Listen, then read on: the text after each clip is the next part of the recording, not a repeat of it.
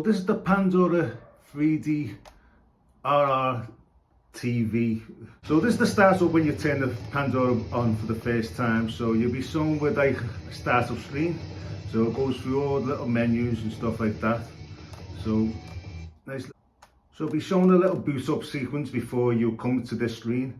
And this is where you have all your games. So we'll come to this in 2 seconds. Let me show you what the Pandora box looks like when you receive it. This is what it looks like just here. And you can upgrade this. You can do all different things to it. I went out and bought different buttons. I've got these buttons right here. But to be honest, I found the buttons what come with it a lot better. Also, it did come with these round tops, but I ordered the bat tops. Were a lot better for me. I do prefer them a lot more. And the buttons are pretty. Having that many games on the Pandora box, it does leave you with a few problems. The problems like the button control. So the buttons for one game, like say you want to play Street Fighter, and I'll be like you punch, high punch, that punch. On this, it'll be all mixed around. So that could be kick, that could be like low punch and stuff like that. And if you change the buttons around on the next game, it's all messed up. Don't get you wrong, this is like 3 times as like half the price arcade 1-up. So I bought this thinking that I'll be more happier with this for like Mortal Kombat and Street Fighters, because you do get all them games on this, as you can probably find them if I go through the system. But like I say, the system is put up to here, over here, like so. Like I say, going through the system for the games is just an absolute nightmare. You can never remember where the games were. You can be playing one game one day and have a hell of a time trying to find the next. And you're not going to write down that many games. So there is always a problem of having loads of stuff on a box where you go, is right, I've got 8,000 games. You go and find them 8,000 games. It's just a nightmare. And okay, it's all right when you've got hundreds of the same ones of the same ones. It takes a lot of the fun away of certain games. But like I say, a lot of games on here, going through the list is just an absolute nightmare. And it just goes down forever, as you can see there. Playability wise, gameplay wise, you can't knock it. You get what you pay for. If you want to upgrade it, you can do anything you want to. You can even take the Pandora box out and update that when you bring out a new Pandora box. That easy. All you do is just open. It's just 2 screws. You open up the lid just pops open. You take the Pandora box out, and you can replace a Pandora box for about £40.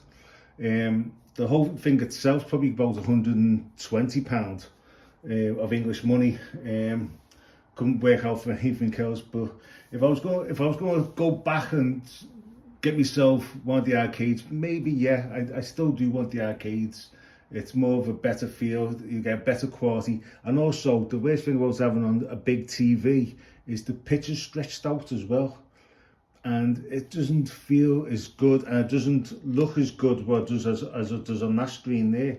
It'll look better on that screen because that's the size of the screen, what it's made for. It's not made for a wide screen. It's made for the same type of screen as an arcade 1-up.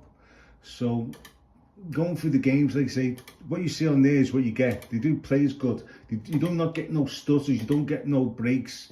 But you will have loads of issues with buttons. The button layout is just horrendous. You can add more games to it if you want. You can also buy a SIM card off eBay where you can get another 8,000 to 18,000. Depends on how much you want to pay for the card.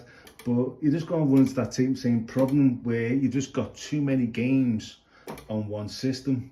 So yes, few is better in my book.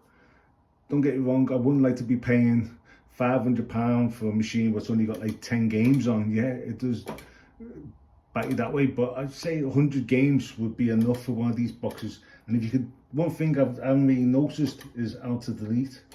You know what I mean? Like the art types looks brilliant.